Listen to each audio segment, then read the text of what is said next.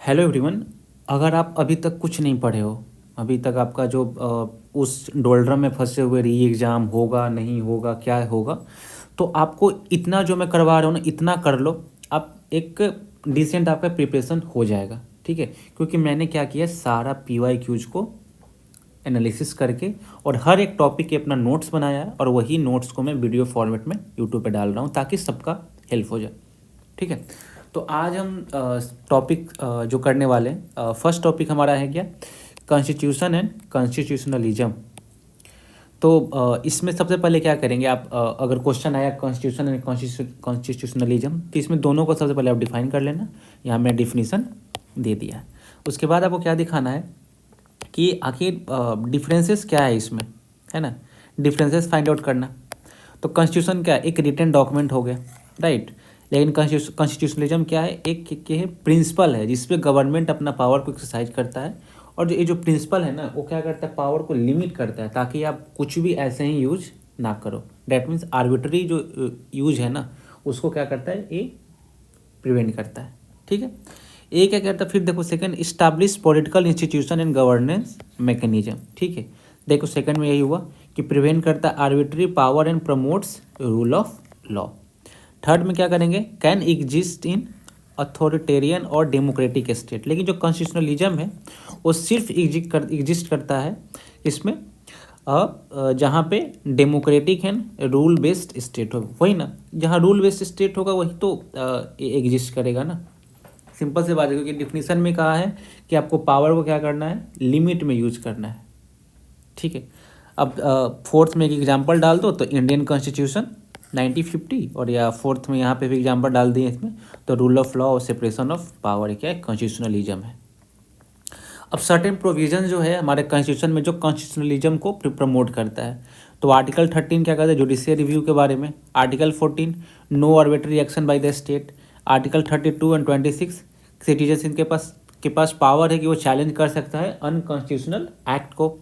Article 50 क्या है, prevent करता है एग्जीक्यूटिव डोमिनेंस ओवर कोर्ट।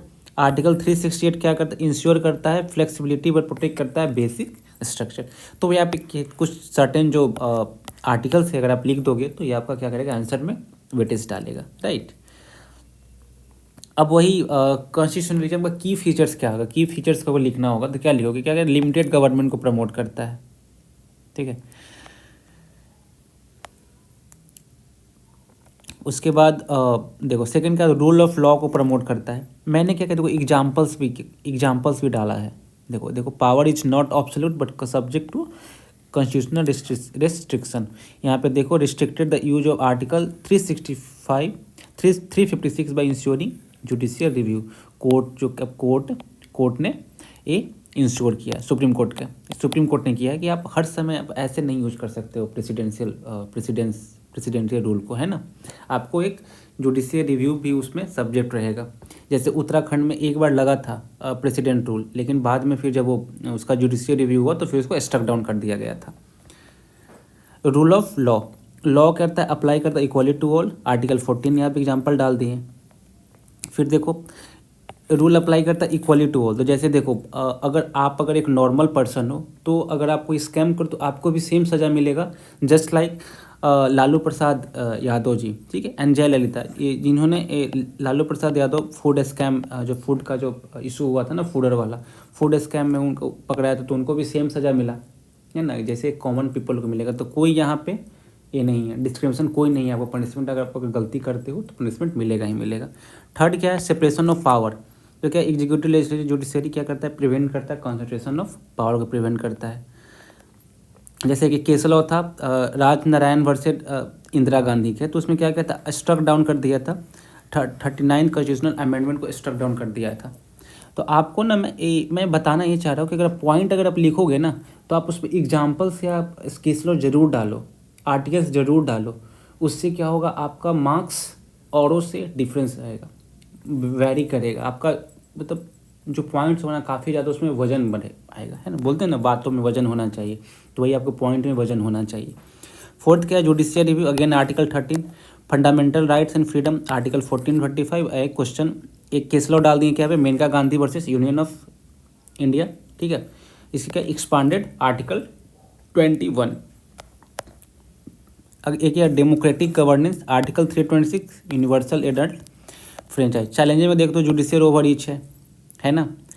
इसमें भी आप कोई एग्जांपल्स डाल दो। जैसे जुडिशियल ओवर रीच क्या हो रहा है कि जैसे सुप्रीम कोर्ट का इंटरवेंशन हो जाता है, मतलब जैसे फायर क्रैकर्स का था तो सुप्रीम कोर्ट खुद वहाँ पे इंटरवेन कर रहा है, जबकि एक मामला किसका है, एग्जीक्यूटिव का है ना, वो लोग अपना बनाएंगे, लेकिन ये जुडिशियरी क्या डिसाइड कर रहा है चीज़ों के। उसके बाद पॉलिटिकल इंटरफेरेंस हो जाता है।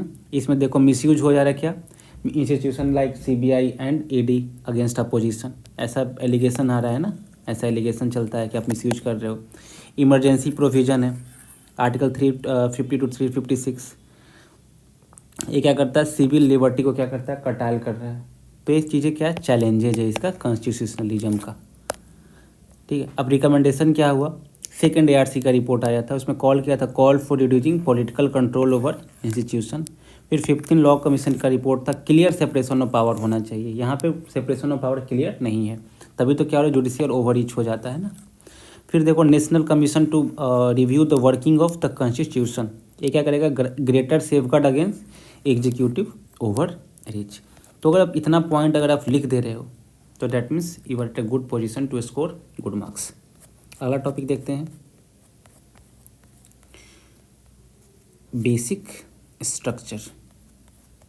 बेसिक स्ट्रक्चर क्या है, बेसिक स्ट्रक्चर बस यही बता रहा है कि सुप्रीम कोर्ट ऑफ इंडिया ने कहा था कि जो कॉन्स्टिट्यूशन है हमारा लिविंग डॉक्यूमेंट है, its spirit must be preserve while adapting to change.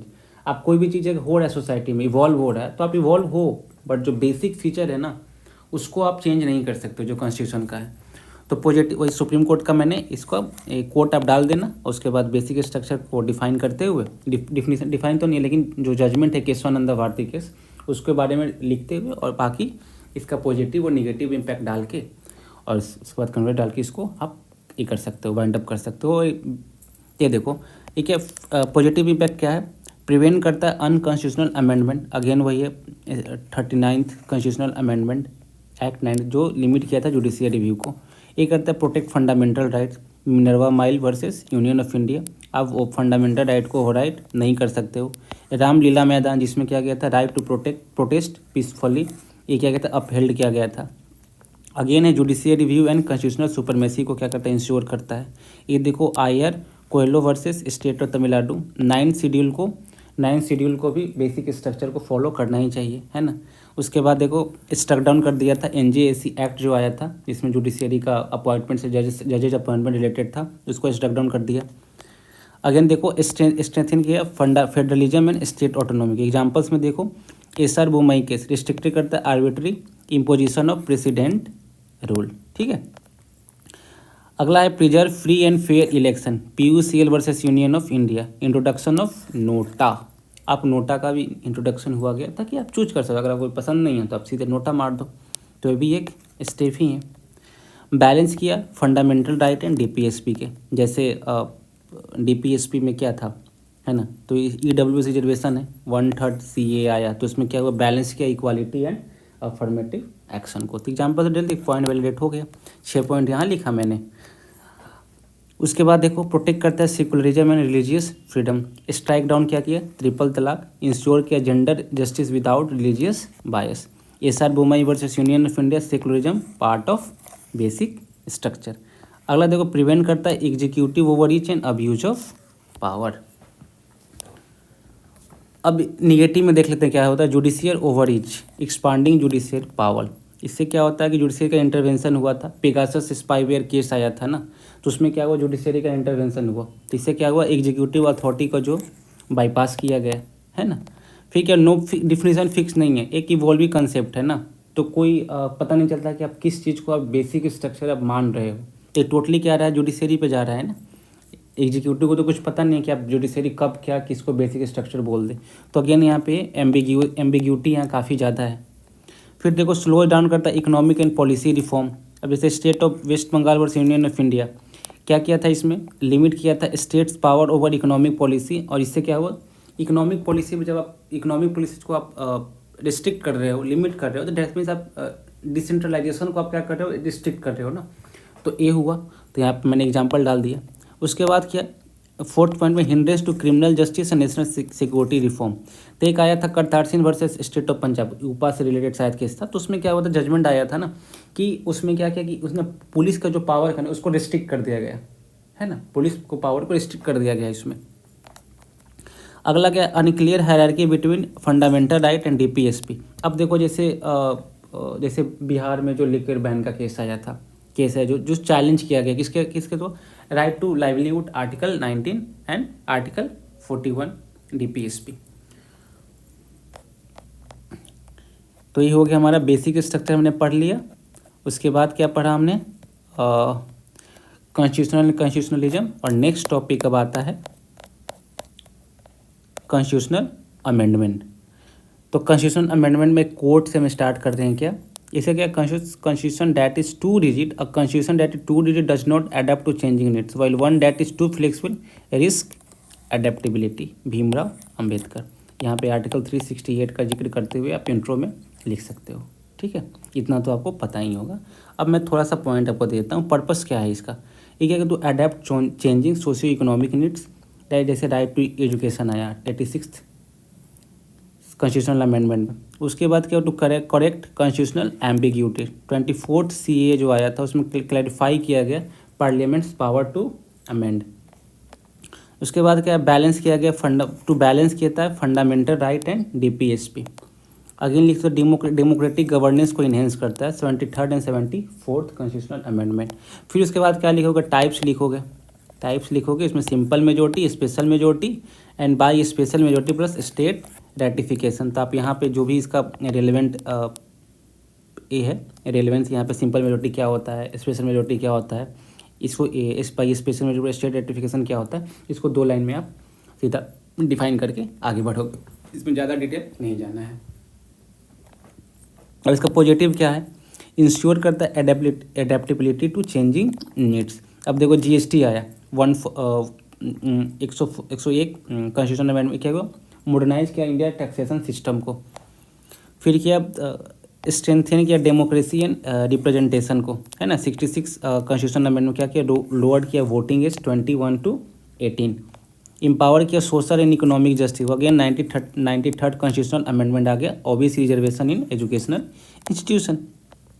एक अगर इंटरेस्ट को स्ट्रेंथ के इंटरेस्ट ऑफ लिंग्विस्टिक ग्रुप। अब जैसे 7th कॉन्स्टिट्यूशनल अमेंडमेंट आया, ठीक है, तो इसमें क्या हुआ, Indian state based on linguistic identity ensure करता क्या, बेटर गवर्नेंस।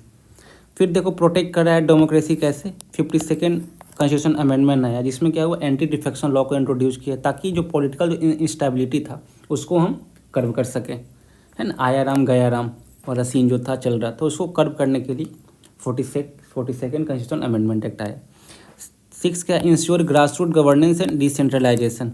इसमें क्या हुआ, 73rd एंड 74th constitution amendment, panchayati raj and urban local bodies. Negative में क्या होगा, judicial versus parliamentary power struggle. इसमें क्या हुआ, striking down of NJAC। Second क्या है, वीकनिंग ऑफ फेडरलिज्म। फेडरल क्या करता है, वीक करता है ना। अगला देखो political manipulation of amendment.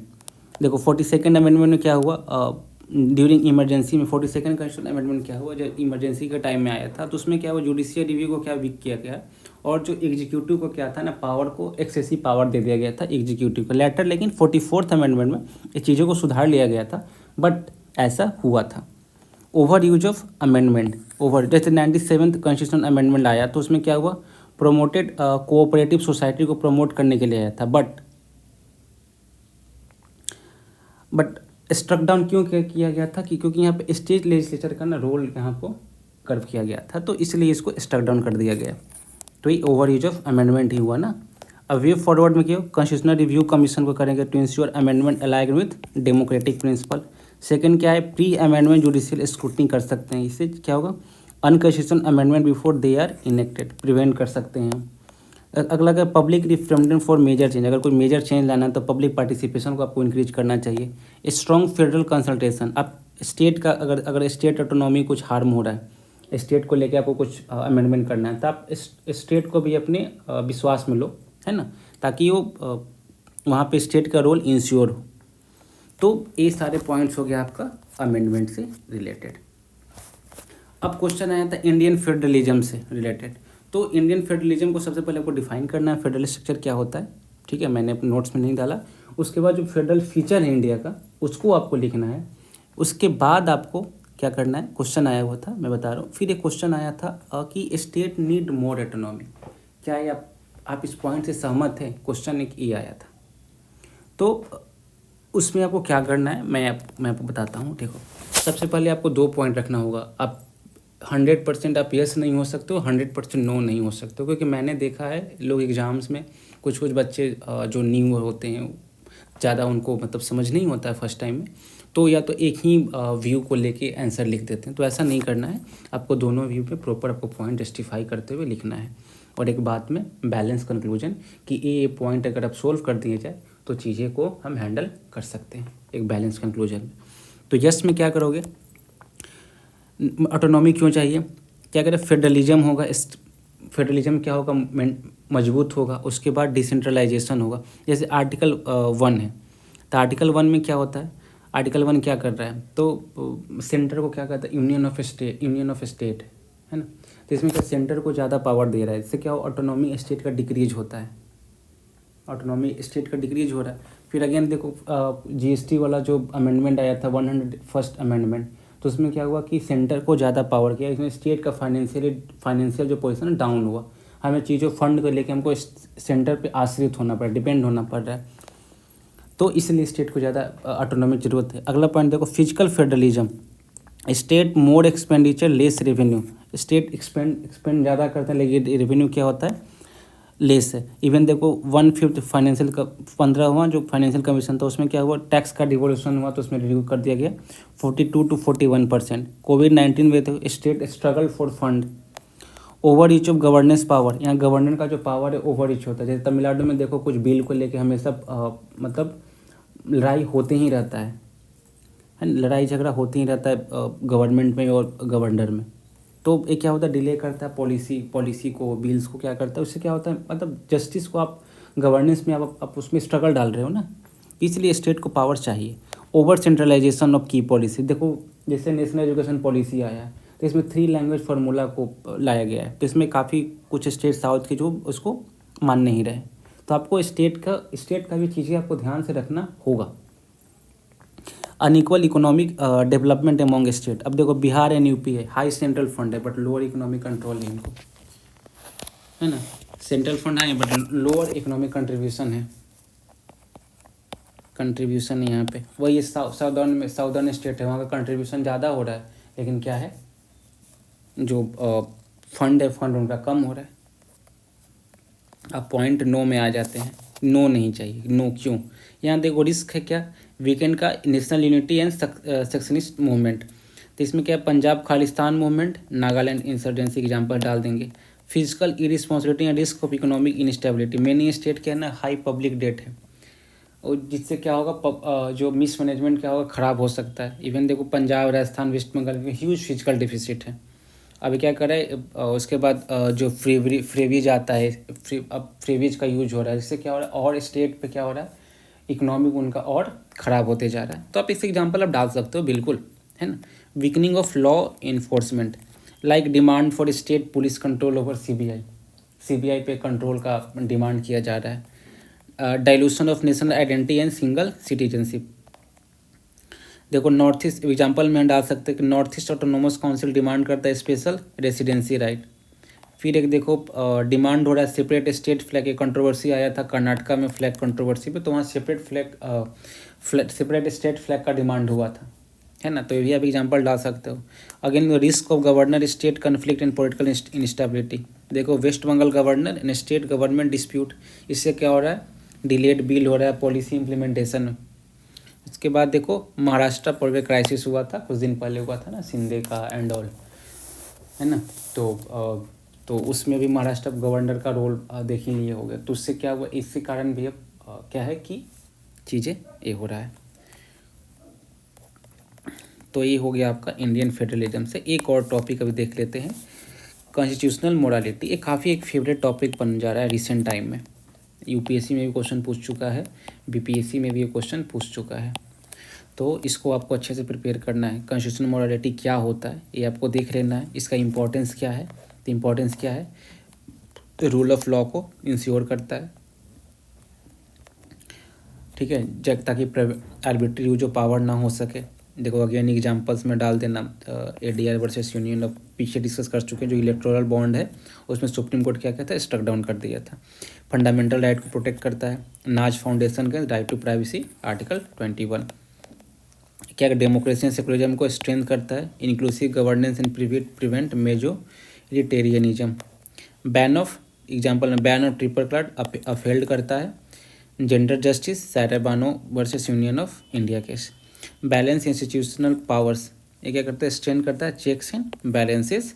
Supreme court ruling on Delhi's governance like limit LG power upholding federalism. ये एग्जाम्पल आप डाल सकते हो। प्रोटेक्ट करता है minority and marginalized group. EWS quota again verdict आप डाल सकते हो कि यहाँ पे इकोनॉमिक जस्टिस को क्या हुआ, ये भी मतलब मार्जिनलाइज ग्रुप है ना, इकोनॉमिक जो जस्टिस है वहाँ पे प्रमोट किया सुप्रीम कोर्ट ईडब्ल्यूएस को सही करार देते हुए। चैलेंजेस क्या है, पॉलिटिकल इन्फ्लुएंस ऑन इंस्टीट्यूशन है। गवर्नर क्या करे, डिले कर रहा है बिल का, पिकनिंग कर रहा है फेडरलिज्म को। वही तमिलनाडु गवर्नर का केस यहाँ पे फिर से मैं एग्जांपल में डाल दिया हूँ। अब क्या हो, judicial overreach and parliamentary supremacy है। देखो court striking down law edges judicial activism concern. देखो इलेक्टोरल बॉन्ड्स को स्ट्रक डाउन कर दिया गया। इम्पोजिशन ऑफ नेशनल एंथम का जो सिनेमा हॉल में लागू करना वो भी एक तरह से जुडिशियल ओवररीच ही है। बैनिंग ऑफ फायर क्रैकर्स वो भी एक जुडिशियल ओवररीच ही है ना। Mob justice and versus erosion of rule law. Public sentiment क्या है, ओवर राइडिंग कॉन्स्टिट्यूशनल प्रोटेक्शन है, ठीक है। पब्लिक सेंटीमेंट का भी इशू चल रहा है ना, मॉब जस्टिस लोग देना शुरू कर देता है, जैसे मणिपुर में इथनिक वायलेंस हुआ।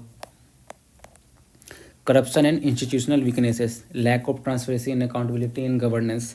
दिल्ली लेकर पॉलिसी स्कैम, तो भी एक एग्जांपल यहाँ पे डाल सकते हैं। अगला देखो failure and weak implementation of laws and policy. Example में क्या है, proper failure in proper UCC implementation है ना। फिर एक उसके बाद कंक्लूजन डाल के इसको आप कंक्लूड कर दोगे। आप वीडियो को पॉज करके कंक्लूजन पढ़ लेना है ना। तो आज इतने सारे टॉपिक को हमने कवर किया, कल फिर से कुछ और टॉपिक में लाऊंगा और उसके बाद आगे हम कवर कर लेंगे डेली बेसिस पे, ठीक है। Thank you.